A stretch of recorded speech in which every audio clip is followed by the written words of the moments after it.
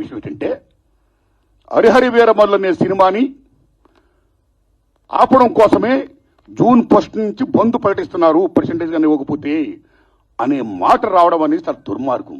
It's a trash. అది ఉత్తిది, అది correct కాదు. అందులో కుట్ర ఉంది.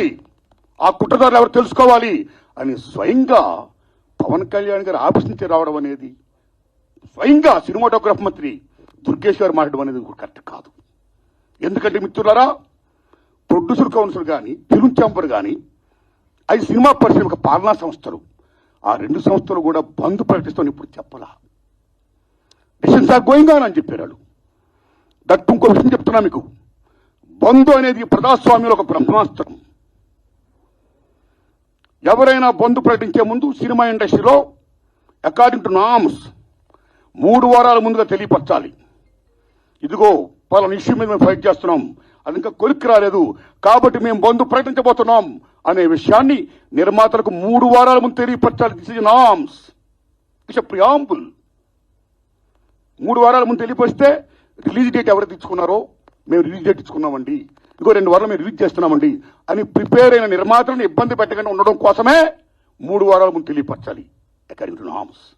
సో జూన్ 1 బంద్ ప్రకటిస్తే ఒకవేళ జూన్ 12 అంటే 2 వారాలు కూడా కాదు కదా. ఏ రకంగా మీకు హరిహర వీరమల్లుకి అది వర్తింపు చేస్తుందండి? అది కరెక్ట్ కాదు. పవన్ కళ్యాణ్ గారి మీద ఎవరైనా కుట్రపడతారు. తెలుగు చలనచిత్ర పరిశ్రమలో విశ్వవిఖ్యాత నట సార్వభౌమ ఎన్టీ రామారావు గారు, భారతదేశంలో ఎన్టీఆర్ మన తెలుగు జాతిని ఖ్యాతిని చేసిన మహనీయుడు. As a politician, as a CM, like this anything else. ఎంత గర్విస్తామో. తర్వాత మళ్ళీ మంచి గొప్ప పేరు తెచ్చుకొని ఈవేళ ఒక జనసేన పార్టీ పెట్టి ఈవేళ డిప్యూటీ సీఎం అయ్యారంటే వీఆర్ ప్రౌడ్ ఆఫ్ ఇట్. మన తెలుగు చిత్ర పరిశ్రమ మొత్తం అంతా గర్విస్తున్నది. Hats off to Pawan Kalyan garu. ఆయన సేవలను గుర్తుంచుకోవాల్సిన చంద్రబాబు నాయుడు గారికి సెల్యూట్. మేము పవన్ కళ్యాణ్ గారిని ఏ రకంగా దుర్మానం కాము, కానీ పవన్ కళ్యాణ్ గారు ఆఫీస్ ఆ రకంగా కరెక్ట్ కాదు రావడం. ఓకే, వచ్చిందనుకోండి, ఇష్యూ వస్తే మహాత్మా గాంధీ ఏమన్నాడు? ప్రపంచ యుద్ధాలను కూడా చర్చల ద్వారా ఆపొచ్చన్నాడు ఆయన. ఒక సీఎం, ఒక డిప్యూటీ సీఎంగా మీరు అక్కడ సీఎం చంద్రబాబు నాయుడు గారితో మాట్లాడి హరిహర వీరమల్లు అనే టాపిక్ మీరు ఎత్తకుండా, ఓకే మీ ఇండస్ట్రీ కష్టాల్లో ఉన్నప్పుడు రండి, మనం సిట్టింగ్ చేసుకుందాం రండి, మాట్లాడుకుందాం రండి అని చెప్పుంటే ఒక పెద్ద రోల్ ప్లే చేసి ఉంటే ఒక చలనచిత్ర పరిశ్రమ బిడ్డగా మిమ్మల్ని మేము ఎంత గౌరవించేవాళ్ళం సార్. ఎంత బాగుండేది సార్, ఎంత బాగుంటుంది సార్. ఆ పని చేయండి సార్ పవన్ కళ్యాణ్ గారు.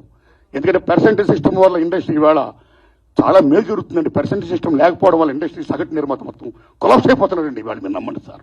వై? బికాస్ ఆల్ మాల్స్, పీవార్స్ మొత్తం ఇలాంటివన్నీ వచ్చేసిన తర్వాత సింగిల్ థియేటర్స్ ఇవాళ ఉనికి లేకుండా పోతుందండి. తెలంగాణలో 500 ఉన్న సింగిల్ థియేటర్లు ఇవాళ 200 చిల్లరకు వచ్చేసాయి.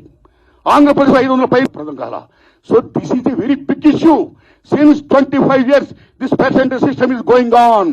The issue is going on, not clearing. అది కావాలి. అలాంటిది ఇవాళ పర్సెంటేజ్ సిస్టమ్ కొలుక్కొచ్చే దశలో హరిహర వీరమల్లుకి దీనికి ఒక లింకప్ పెట్టి ఏం సంబంధం అండి? ఏమీ సంబంధం లేదు. ఈ రకంగా దాన్ని చేస్తారని చెప్పి ఈ పర్సెంటేజ్ సిస్టమ్ అనే ఇష్యూని పక్క తోసేసేసి హరిహర వీరమల్లు ఫోకస్ చేయడం అంటే ఎంత దూరం ఉండేది. అది కరెక్ట్ కాదండి. అందుకని నేను మనస్ఫూర్తిగా ఇది ఫీల్ అయ్యే నేను చెప్పడం కోసమే నేను విజ్ఞప్తి చెప్తూ పవన్ కళ్యాణ్ గారిని విజ్ఞప్తి చేస్తున్నా, నేను చంద్రబాబు నాయుడు గారిని విజ్ఞప్తి చేస్తున్నా, దుర్గేష్ గారిని విజ్ఞప్తి చేస్తున్నా. పవన్ కళ్యాణ్ గారు మాట చెప్పారు,